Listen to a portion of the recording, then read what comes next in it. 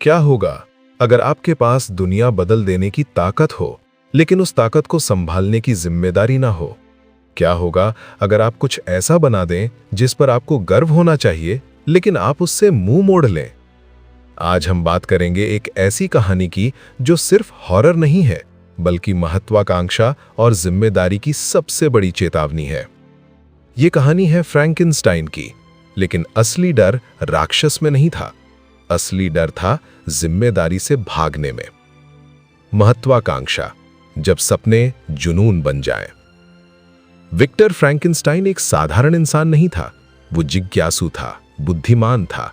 उसका सपना था कुछ ऐसा करना जो पहले कभी किसी ने न किया हो। वो जीवन का रहस्य जानना चाहता था। वो मौत को हराना चाहता था। वो इतिहास में अमर होना चाहता था। सुनने में ये सब महान लगता है ना? लेकिन यहीं से शुरू होती है एक खतरनाक यात्रा। क्योंकि जब महत्वाकांक्षा मैं कर सकता हूं से मुझे ही करना है बन जाती है, तो वो जुनून बन जाती है। और जुनून अगर जिम्मेदारी के बिना हो तो वो अंधा होता है। विक्टर ने रात दिन मेहनत की, अपना परिवार छोड़ा, दोस्त छोड़े, अपनी सेहत तक की परवाह नहीं की। उसका फोकस सिर्फ एक चीज पर था, मैं जीवन पैदा करूंगा। और आखिरकार उसने कर दिखाया। उसने एक जीव बनाया। लेकिन जैसे ही वो जीव उसकी आंखों के सामने जीवित हुआ, विक्टर डर गया। सफलता का डर। कल्पना कीजिए, जिस चीज के लिए आपने सालों मेहनत की, वही चीज जब आपके सामने खड़ी हो और आप उससे डर जाएं। विक्टर ने भी यही किया। वो भाग गया। जिस रचना पर उसे गर्व होना चाहिए था, उसे देखकर उसने घृणा की। जिस जीवन को उसने जन्म दिया, उसे अकेला छोड़ दिया।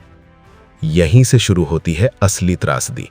क्योंकि समस्या राक्षस के बनने में नहीं थी, समस्या थी निर्माता के भाग जाने में।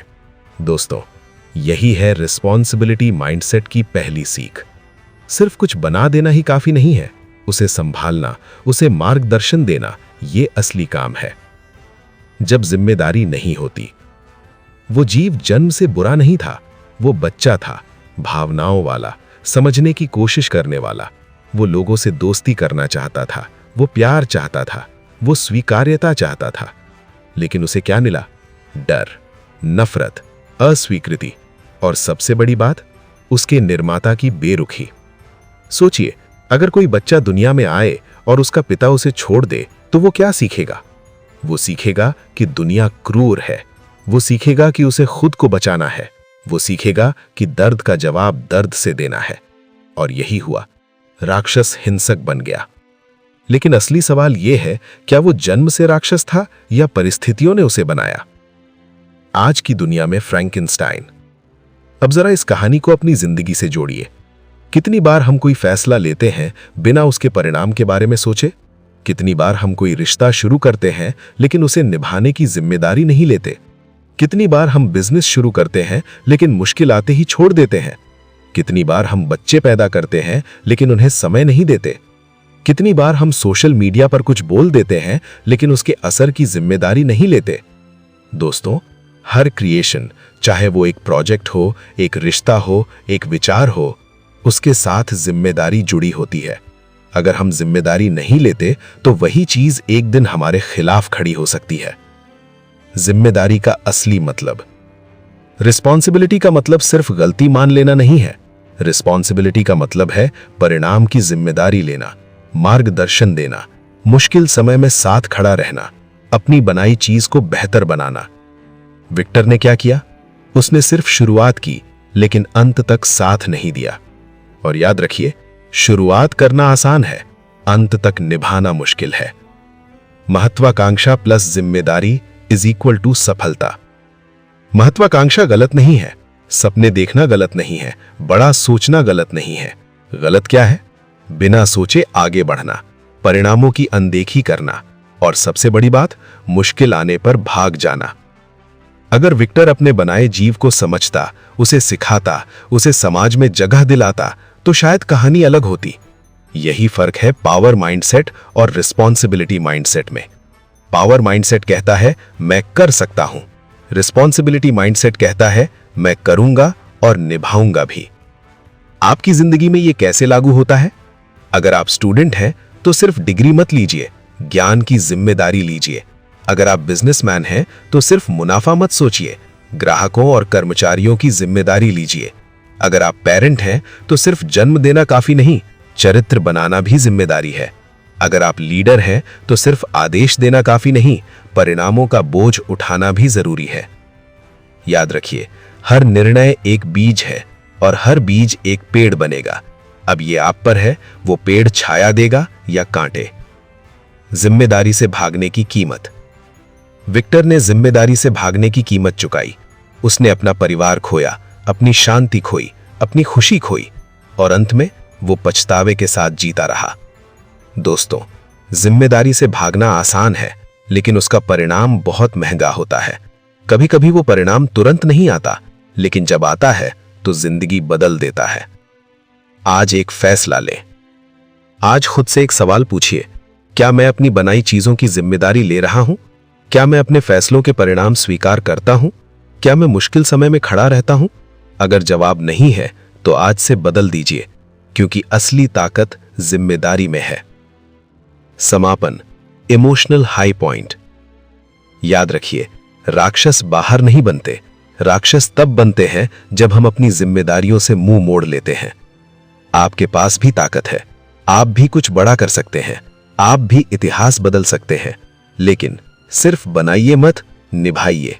सिर्फ शुरुआत मत कीजिए, अंत तक साथ दीजिए, क्योंकि बिना जिम्मेदारी के महत्वाकांक्षा विनाश बन सकती है, लेकिन जिम्मेदारी के साथ महत्वाकांक्षा दुनिया बदल सकती है। क्या कोई इंसान जन्म से बुरा होता है या हालात उसे बुरा बना देते हैं? क्या नफरत खून में होती है या अनुभवों में? आज हम बात करेंगे एक ऐसी सीख की जो डरावनी कहानी के पीछे छुपी हुई है। कहानी है फ्रैंकेनस्टाइन की और लेखिका है मैरी शेली। लेकिन आज हम राक्षस की कहानी नहीं सुनेंगे, आज हम सुनेंगे उसके दिल की कहानी। वो जन्म से राक्षस नहीं था। जब वो जीव पहली बार दुनिया में आया, वो एक खाली पन्ना था। न उसके पास नफरत थी, न बदले की आग, न हिंसा। उसके पास सिर्फ एक भावना थी, समझने की इच्छा। वो बोलना सीखना चाहता था, वो मुस्कुराना सीखना चाहता था, वो प्यार महसूस करना चाहता था। लेकिन दुनिया ने उसे क्या दिया? डर, चीखें, पत्थर और दरवाजे जो उसके चेहरे पर बंद कर दिए गए। सोचिए, अगर हर बार आप किसी के पास जाएं और वो आपको देखकर भाग जाए, तो आपके अंदर क्या पैदा होगा? धीरे धीरे अकेलापन और फिर दर्द। अस्वीकृति का जहर। अस्वीकृति यानी रिजेक्शन बहुत खतरनाक होती है। ये तुरंत नहीं मारती, लेकिन धीरे धीरे इंसान के अंदर उम्मीद खत्म कर देती है। वो जीव एक परिवार को दूर से देखता था, वो उनकी बातचीत सुनता था, वो उनसे सीखता था। उसे लगा शायद अगर मैं अच्छा बन जाऊं तो वे मुझे स्वीकार कर लेंगे। लेकिन जब वो उनके सामने गया, उन्होंने उसे देखकर चीख मारी। उस पल उसका दिल टूटा। और जब दिल बार बार टूटता है तो वो पत्थर बन जाता है। यही हुआ। एम्पैथी माइंडसेट क्या है? एम्पैथी का मतलब है किसी और की जगह खुद को रखकर सोचना। अगर उस परिवार ने एक पल रुककर सोचा होता कि ये दिखने में अलग है लेकिन शायद बुरा नहीं है, अगर समाज ने उसे एक मौका दिया होता, तो क्या कहानी बदल सकती थी? शायद हाँ। एम्पैथी माइंडसेट कहता है, हर इंसान के पीछे एक कहानी होती है, हर गुस्से के पीछे एक चोट होती है, हर कठोर शब्द के पीछे एक अधूरापन होता है। हम अक्सर सिर्फ व्यवहार देखते हैं, लेकिन वजह नहीं देखते। आज की दुनिया में ये सीख। आज हमारे आसपास कितने लोग हैं जो अंदर से टूटे हुए हैं? वो बच्चा जो क्लास में शरारती है, वो कर्मचारी जो हमेशा चिड़चिड़ा रहता है, वो दोस्त जो अचानक दूर हो गया। हम तुरंत लेबल लगा देते हैं, ये खराब है, ये बदतमीज है, ये नकारात्मक है।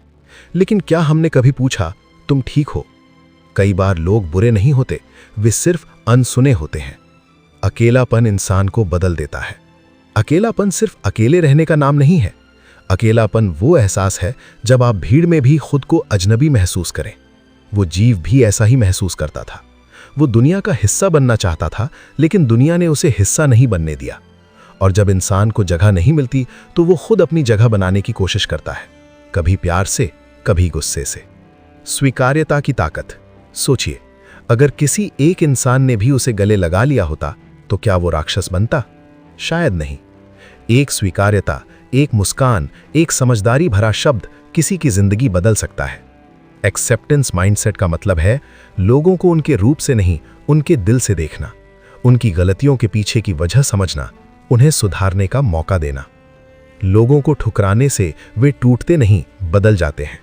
ये लाइन बहुत गहरी है। जब आप किसी को ठुकराते हैं, वो तुरंत बिखरता नहीं है, वो बदलता है। कभी अंदर से कठोर हो जाता है, कभी बदले की भावना से भर जाता है, कभी पूरी दुनिया से नफरत करने लगता है। और फिर हम कहते हैं, देखा, ये तो शुरू से ही बुरा था। लेकिन सच क्या था? वो बुरा नहीं था, वो घायल था। खुद से सवाल आज खुद से पूछिए, क्या मैं लोगों को उनके रूप से जज करता हूं? क्या मैं जल्दी निष्कर्ष निकाल लेता हूं? क्या मैं किसी के दर्द को समझने की कोशिश करता हूं? एम्पैथी कमजोरी नहीं है, ये सबसे बड़ी ताकत है, क्योंकि जो समझ सकता है वही बदल सकता है। आप किस तरह की दुनिया बनाना चाहते हैं? एक ऐसी दुनिया जहां अलग दिखने वाला डर का कारण बने, या एक ऐसी दुनिया जहां अलग दिखने वाला जिज्ञासा और समझ का कारण बने? हम हर दिन चुनाव करते हैं, किसी को नजरअंदाज करना या उसकी बात सुनना, किसी पर हंसना या उसे स्वीकार करना। छोटे फैसले बड़े परिणाम लाते हैं। समापन, दिल से दिल तक। राक्षस की कहानी हमें डराने के लिए नहीं है, वो हमें आईना दिखाने के लिए है। हम सबके अंदर एक शक्ति है, किसी को तोड़ने की या किसी को बनाने की। याद रखिए, हर इंसान का व्यवहार उसके अनुभवों से बनता है। अगर समाज स्वीकार करे, समझे और सहानुभूति दिखाए तो नफरत कम हो सकती है। तो अगली बार जब आप किसी को अलग देखें, रुकिए। जज करने से पहले समझिए, क्योंकि शायद आपकी एक छोटी सी करुणा किसी के अंदर के राक्षस को इंसान बना दे।